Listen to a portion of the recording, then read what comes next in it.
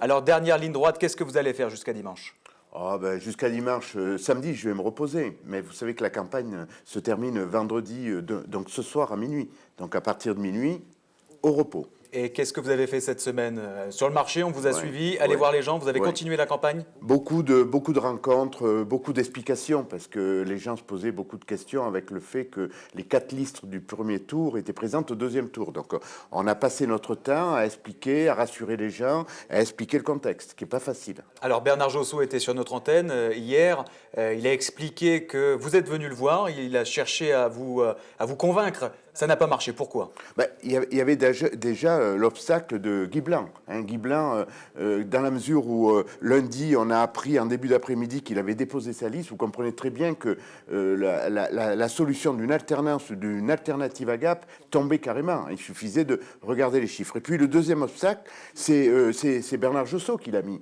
Quand je lui ai fait une proposition d'une fusion technique avec une répartition sur la liste de fusion de mes candidats en fonction du résultat obtenu au premier tour, il a refusé. Hein. Pour faire simple, nous demandions la 3e, la 6e et la 9e place. Il me proposait la 3e, la 6e et la 12e. Donc, en cas d'opposition, ça voulait dire que la possibilité d'avoir un 3e siège dans mon groupe d'opposition était complètement bafouée. Et ça, c'était totalement insupportable, d'autant qu'il en rajoutait une couche en refusant de mettre, que je puisse porter sur la liste, sur la profession de foi de fusion, une expression de mon groupe, et ça, il a refusé. D'ailleurs, j'ai toujours pas compris pourquoi. Et donc voilà, on n'a pas pu, mais de toute façon, comme je l'ai dit, c'était plié du moment où M. Guy Blanc, par son attitude, a empêché, alors qu'il a siégé une séance et demie à la précédente mandature, et bien voilà qu'il est un véritable obstacle aujourd'hui à une éventuelle alternance ou alternative sur la ville de Gap, et je le regrette, mais je comprends pas que je puisse, comment dire, supporter cette division, puisque nous, on était pour une liste de fusion. On était pour éventuellement une liste de fusion qui regroupe les 3 groupes. Les 3 listes, ce qui n'a pas été le cas. Alors Jean-Claude Ayrault, vous parlez de sièges, et ça les téléspectateurs, les auditeurs et ceux qui votent peut-être ne le comprennent pas. Ils se disent, à quoi ça sert des sièges? Il ne faut pas parler politique, il faut parler local, il faut s'intéresser aux gens. On a plus l'impression que ce soit Bernard Josseau, Guy Blanc ou vous, eh bien, est intéressé par le nombre de sièges et pas forcément par les Gapençais. Vous avez raison de la poser comme ça, la question. Vous avez tout à fait raison. Moi, depuis 6 ans, je ne me suis pas intéressé à savoir si j'avais 2, 3 sièges. Bien évidemment, pour faire un groupe, si on y est 2 ou 3, ce n'est pas la même chose, parce qu'il faut se répartir les commissions. Vous comprenez? Il y a une quinzaine de commissions municipales. Si je suis tout seul à aller dans les 15 commissions municipales, tous les gens comprendront que ce n'est pas possible. Si on y est 2, c'est déjà compliqué. Si on y est 3, ça sera mieux. Donc moi, mon souci, ce n'est pas d'avoir des fauteuils pour des sièges pour des sièges. Je n'ai pas de carrière politique à faire, moi. Je ne suis pas dans un cumul de mandats comme c'est le cas des autres candidats. Hein.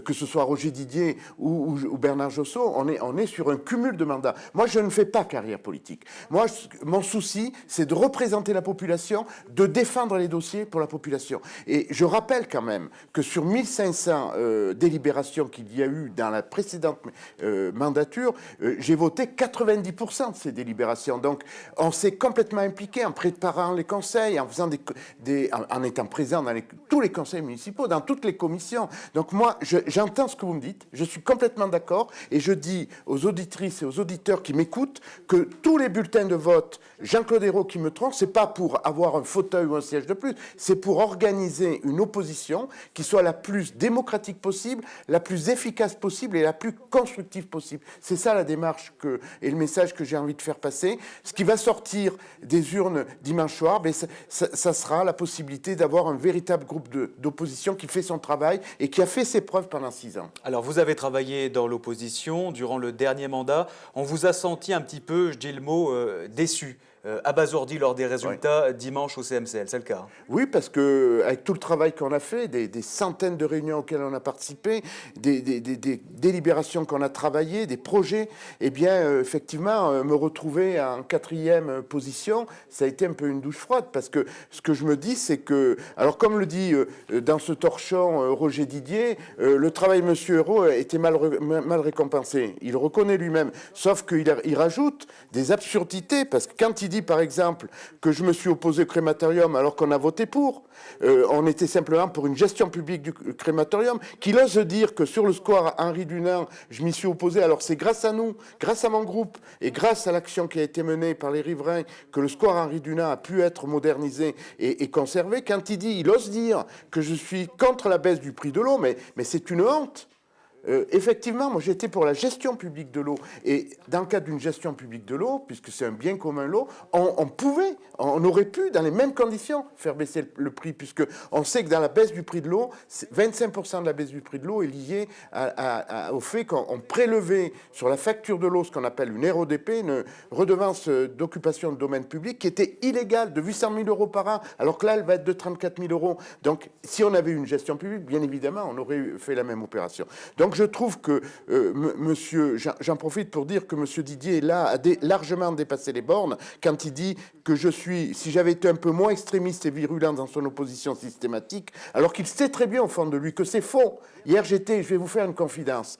Hier, on m'a sollicité, j'ai participé à la dernière réunion de la mandature hier. J'étais à la commission d'appel d'offres parce qu'on m'a sollicité pour venir, autrement, il n'y aurait pas eu le quorum. J'y suis allé parce que, comme toujours, je suis disponible dans l'intérêt des Gapensaises et des Gapensais. Eh bien, quand j'ai commencé à faire remarquer que ce qui avait été écrit était complètement à l'opposé de ce que je suis, eh bien, je peux vous dire qu'il y a eu comme un malaise autour de la table, et notamment les membres de la commission d'appel d'offres de la majorité, qui sont d'ailleurs pour certains candidats de nouveau, ils étaient quand même un peu mal dans leur basket. Parce que vous savez, je l'ai dit tout à l'heure à Jean-Marc Passeron, moi je suis contre les attaques personnelles. Je suis pour le débat démocratique, le débat politique, mais je suis contre les attaques personnelles. Et là, Roger Didier a largement dépassé les bornes. Et ce tract odieux n'est pas à la hauteur de ce que j'imagine, moi, dans ce que doit être un maire dans une ville de 42 000 habitants. Alors, Jean-Claude Ayrault, il y a eu 40% d'abstention lors du premier tour à Gap. Comment convaincre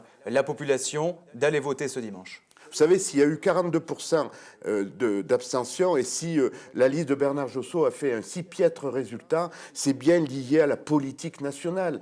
J'ai quelques chiffres là. Le chômage, dans les Hautes-Alpes, plus 0,6% en février, plus 4,9% sur une année. On nous annonce une baisse de l'activité économique de moins 1,03% en 2013.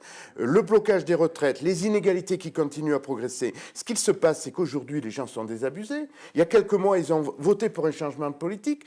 Et moi-même, je reconnais qu'au deuxième tour, j'ai voté pour ce gouvernement et pour Mme Berger. Et aujourd'hui, qu'est-ce qu'ils découvrent ? Ils découvrent que la politique qui est mise en œuvre est à l'opposé des promesses. Donc aujourd'hui, je pense qu'il va falloir quand même que là-dessus, les gens en parlent. Et donc, moi, ce que je voudrais dire, c'est que, certes, j'ai participé à l'élection de ce gouvernement, mais aujourd'hui, je dénonce l'incohérence et le fait que les promesses n'ont pas été tenues, ce qui explique d'ailleurs que nous avons mené une campagne de premier tour en bien mettant en avant le fait que cette politique est tout à fait insoutenable et qu'elle continue à plomber, excusez-moi de m'exprimer ainsi, mais à plomber les gens les plus faibles, les gens qui sont le plus en difficulté, les retraités, les salariés, les chômeurs, les commerçants. Aujourd'hui, je rencontre des commerçants dans ma campagne qui me disent on peut plus continuer comme ça. Ils s'en sortent plus, avec en plus les ventes sur Internet, etc.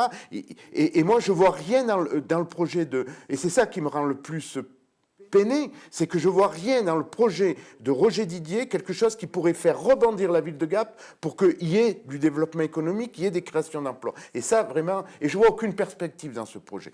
Donc, je réponds, pourquoi les gens ne sont pas allés voter ? Tout simplement parce qu'ils sont désabusés. Et moi, je les appelle à aller voter au deuxième tour, voter pour notre liste, parce que chaque bulletin, je le dis, qu'ils vont mettre dans l'urne, ça sera un bulletin qui va servir pour organiser l'opposition, mais aussi pour préparer la suite. Parce que ce qu'il faut bien retenir, c'est que il y a une mandature de 6 ans qui s'ouvre. Si on continue comme on a fait pendant 6 ans, ça va être une catastrophe, l'opposition. Il faut donc que l'opposition s'organise. Moi, j'entends être le rassembleur de toute la gauche, y compris de celles et ceux qui ont fait confiance à la liste de Guy Blanc. Et ce que je souhaite, c'est que les 3 groupes, s'il y a 3 groupes d'opposition, eh bien, ces 3 groupes s'organisent au travers d'un intergroupe. Et pour ma part, je peux vous assurer, je regarde les auditrices et les auditeurs et les téléspectateurs qui me regardent regardent, pour leur dire que je serai l'homme du rassemblement et je ferai en sorte que cette opposition soit la plus crédible possible et la plus efficace possible dans les années à venir. Donc vous l'évoquez, Jean-Claude Ayrault, vous vous attendez à être dans l'opposition dès lundi? Ben, oui, à part un miracle ou, je ne sais pas, un tremblement de terre, je ne vois pas comment ça peut être possible autrement. Donc, effectivement, depuis lundi ou depuis mardi, je sais très bien que je vais me retrouver dans l'opposition. J'aurais préféré être dans la majorité, parce qu'on avait un projet crédible, on avait une démarche citoyenne, on a beaucoup travaillé. D'ailleurs, je rends hommage aujourd'hui du travail de ce qu'on appelle des tous capables. C'est des citoyens qui ne sont pas forcément encartés, des citoyens de gauche, qui ont fait un travail considérable, et je suis vraiment peiné pour eux, qu'on ne puisse pas le mettre en œuvre, ce travail. Mais je leur dis, ayez confiance, parce que si on travaille bien, dans 6 ans, on sera en capacité, si on continue à travailler sur la lancée dans laquelle on est, on pourra, dans 6 ans, construire une véritable alternative pour la ville de Gap. Et je crois que la ville de Gap en a vraiment besoin, parce qu'aujourd'hui, elle se trouve en grande difficulté. Je donnais les chiffres du chômage tout à l'heure. Je vois bien autour de moi, pour avoir fait du porte-à-porte dans les quartiers les plus en difficulté, qu'il y a de la pauvreté aujourd'hui. Il ne faut pas avoir peur de le dire. Il y a de la pauvreté, il y a de la précarité, il y a de la souffrance sociale. Et je pense que notre ville, comme tout le pays d'ailleurs, a besoin d'un véritable changement, mais un changement qui ne soit pas la poudre aux yeux comme on a essayé de nous faire avaler depuis l'élection de François Hollande. Jean-Claude Ayrault, dernière question. Vous avez encore la niaque pour Gap? Tout à fait l'agnac, et je le disais tout à l'heure, Jean-Marc Passeron, malgré une campagne qui a duré plusieurs mois, voire plusieurs années, j'allais dire, je suis en pleine forme et je suis prêt à aborder ce nouveau mandat. On vous a senti épuisé tout de même cette semaine. Oui. Vous vous êtes posé des questions dimanche. Vous vous êtes dit, est-ce qu'il n'est pas temps de passer la main? Est-ce que je n'ai pas travaillé pendant 6 ans pour rien? Vous êtes posé cette question. On est des êtres humains, avec un cœur, avec un physique, forcément. Il y a à la fois le mental, mais moi j'ai une capacité à rebondir, et je touche du bois, parce que finalement il faudrait que ça continue. C'est-à-dire que j'ai des moments effectivement de fatigue, comme tout un chacun, mais j'ai une capacité à rebondir, parce que ce que j'ai en moi, je le porte depuis toujours, c'est qu'il faut s'occuper des gens. Moi, ce qui m'intéresse, c'est la relation humaine, c'est l'humain, c'est essayer de régler les problèmes, de faire avancer les choses. Et donc, cette volonté, je l'ai toujours en moi, et je pense que jusqu'à ce que je pourrais... J'ai une passion aussi. J'ai une passion des autres, mon mandat syndical, mon mandat mutualiste aujourd'hui, la vie politique que j'ai su organiser autour de moi pour la ville de Gap. Toute cette démarche, je la porte, et je pense que j'ai encore la niaque pour répondre, pour pouvoir encore durer pendant quelques années et pour pouvoir surtout rassembler la gauche et former de nouvelles personnes. Parce que ce que je n'ai pas dit, c'est qu'autour de moi, il y a des jeunes femmes, des jeunes hommes, des gens qui arrivent en politique, qui découvrent la politique, et je compte bien les aider à progresser, et pour pouvoir, bien sûr, un jour passer la main, parce que je ne suis pas éternel. Et ce qui me ferait vraiment plaisir, c'est qu'au moment où je passe la main, il y ait toute une équipe qui continue à travailler, que tous ces jeunes qui arrivent en politique puissent prendre le relais, parce que tout le monde en a besoin de ça. La droite, la gauche, tous les citoyens ont besoin de gens qui s'investissent en politique, qui s'investissent pour la gestion de sa cité. Et moi, j'ai conscience que tout ce que j'ai fait, malgré le résultat de dimanche soir, c'est quand même du positif. Jean-Claude Ayrault, merci. Merci beaucoup. L'invité d'ici.